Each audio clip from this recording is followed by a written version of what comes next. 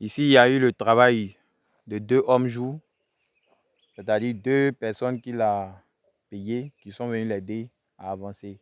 Ils ont fait plus de la moitié du terrain. Ici, nous avons mesuré au GPS 0,22 hectares. Donc, il a fait près de 1100 mètres carrés. Voilà. C'est quand même grand. Voilà, pour un début, pour une journée.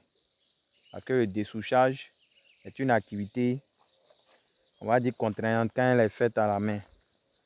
Quand il est fait à la main, le dessouchage, et c'est pourquoi beaucoup de producteurs en milieu rural l'évitent et préfèrent passer par des méthodes chimiques. Voilà, des méthodes chimiques. On va venir pomper l'herbicide pour tuer. On peut essayer, on entend bien herbicide. Voilà, herbicide, c'est plus approprié pour les herbes. Mais là, ils vont jusqu'à doser, dépasser les doses recommandées pour tuer les petits arbustes qui sont sur le site. Voilà, les arbustes qui poussent, ou bien les plantes arbustives, même rampantes. Et ça, on va dire pour la santé même, ce n'est pas bon. Pour la santé de l'homme, pour la santé des futurs consommateurs de tomates, c'est vraiment quelque chose que nous déconseillons vivement.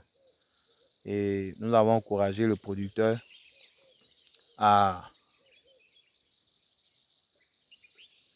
réaliser cette activité qui est certes contraignante, mais qui a aussi l'avantage, qui aura l'avantage de faciliter les futurs travaux, tels que le bionnage, faire les bions qui seront bientôt faits, et également les travaux de désherbage.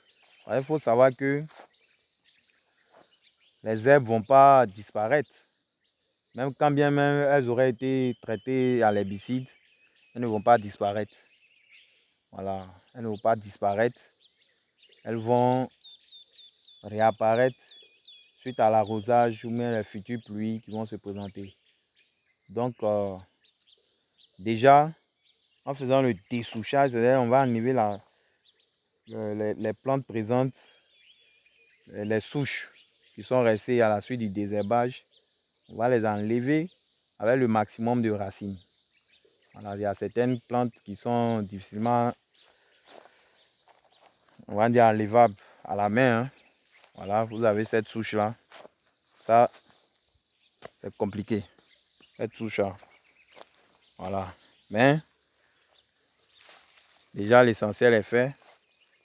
Ouais, pour éliminer ce genre de souches, qu'est-ce qu'on va faire? On va entasser, on va mettre les tas issus du désherbage et du dessouchage sur ces genres de tas-là, comme ils l'ont fait.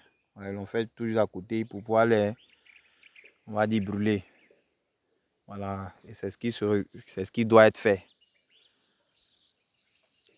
Comme on l'a dit, la concurrence hydrique de ces plantes qui sont très enracinées là va diminuer avec le dessouchage.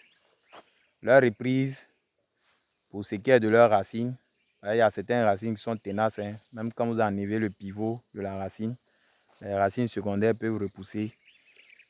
Ça ne sera pas, en tout cas, facile pour elles de le faire. Et comme notre cycle de tomates dure autour de 3 à 4 mois, il faudra vraiment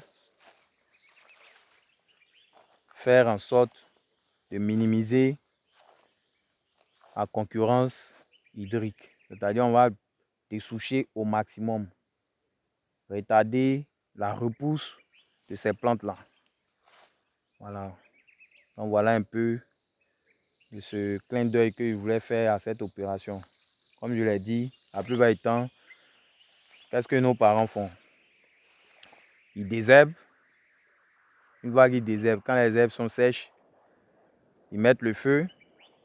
Après le feu, on passe à l'herbicide. Ils se disent non, pour une culture qui va faire 3 mois, 4 mois, non, moi je ne vais pas me casser la tête. Alors, il faut penser à l'environnement, il faut penser à soi-même. C'est-à-dire quand on est producteur, trop manipuler les produits phyto, c'est dangereux pour la santé, les herbicides surtout. Pensez aussi aux consommateurs. Voilà. Parce que pour tuer ces arbustes-là qui ont été coupés, qui veulent repousser à l'herbicide, cela suppose qu'on va doser l'herbicide au-dessus du seuil recommandé. Or, quand c'est dessouché comme ça, voilà, je rappelle que nous sommes contre les traitements chimiques. Pas que nous sommes contre, mais nous sommes pour une utilisation rationnelle. Voilà, et quand c'est dessouché comme ça, voilà, pour celles qui vont repousser, mais commencer à reprendre dans quelques jours, un léger traitement herbicide qui peinerait même à peine à s'incorporer au sol. Voilà. Ou même qui disparaîtra, ou même qui laissera vraiment un seuil, des résidus vraiment qui n'impacteront pas l'environnement sur le long terme. Voilà un peu comment on doit conseiller les producteurs. Donc, toutes ces activités-là visent elles-mêmes à d'abord réduire les coûts de production. Voilà, parce que les herbicides, ça coûte cher. Ça coûte très cher. Il faut les utiliser en grande quantité. Et puis, on va dire protéger les consommateurs et également protéger aussi l'utilisateur, bien sûr. Voilà, et c'est un peu plus efficace. Voilà, c'est un peu plus efficace. Donc, tous ceux qui ont commencé à réapparaître, même après le brûlis, parce que je rappelle, cette parcelle était quand même brûlée, même après le brûlis, nous avons des souches qui sont parties. Donc, voilà un peu ce que je voulais dire. Donc, pour tous ceux qui veulent se lancer dans la culture maraîchère, ne commettez pas cette erreur de dire que la culture ne dure pas, voilà, et que le dessouchage, d'autre part les débardages, voilà. Le dessouchage est quand même pour les gros arbres, hein. Voilà, mais on peut appliquer cela pour les arbustes et autres. Les débardages, voilà. Cette activité est réservée pour les cultures pérennes, voilà, telles que les VA ou bien les cultures vivrières à long cycle, ignames et autres. Donc, ne commettez pas cette erreur-là. Prenez le temps, parce que les cultures maraîchères sont très exigeantes. Voilà, si vous laissez trop de souches, lorsqu'il s'agira de faire les butages, les deuxièmes butages, même les premiers billons, pour faire les billons, ça sera difficile. Voilà, ça sera difficile. Je rappelle que nous sommes dans un cas bien précis. Si vous avez les moyens d'envoyer une machine qui va broyer tout ça et incorporer tous les résidus au sol, ça sera vraiment l'idéal. Mais vous voyez que nous sommes sur une petite superficie. On parle de 0,22 hectares. Voilà, 0,22 hectares qui seront mis en valeur. Et à 0,28 hectares en haut, cela nous fera demi-hectare pour deux variétés différentes. Mais même à demi-hectare, pour certains, c'est une petite superficie. Mais en milieu rural et pour un producteur, c'est vraiment grand. C'est vraiment grand qui veut se lancer. Donc, tout est relatif, hein, tout est relatif. Donc, si vous voulez vous lancer dans ce genre d'activité, il faudra prendre en compte cette activité de dessouchage et de débardage. C'est très, très, très, très important. Voilà, c'est très important. Et nous vous encourageons à la réaliser. Voilà, pour ne pas être surpris demain. Parce que quand ce n'est pas fait, les autres activités, au risque de le répéter, vont trouver des obstacles. Donc voilà un peu ce point d'arrêt que je voulais marquer sur cette étape importante. Voilà. Donc j'espère que vous avez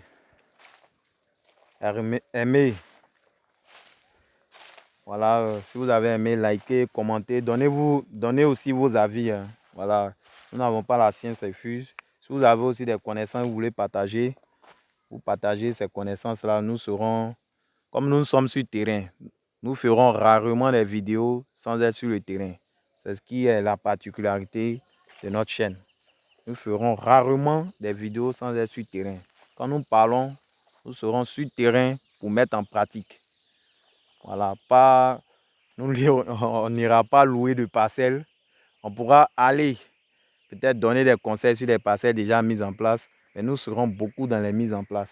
Vous verrez ensemble comment, pas à pas, réaliser votre projet agricole. Donc sur ce, voilà, j'ai parlé sans montrer mon visage. Voilà, ben, juste pour vous saluer et vous dire à la prochaine fois et portez-vous bien. Ok, bye, à la prochaine.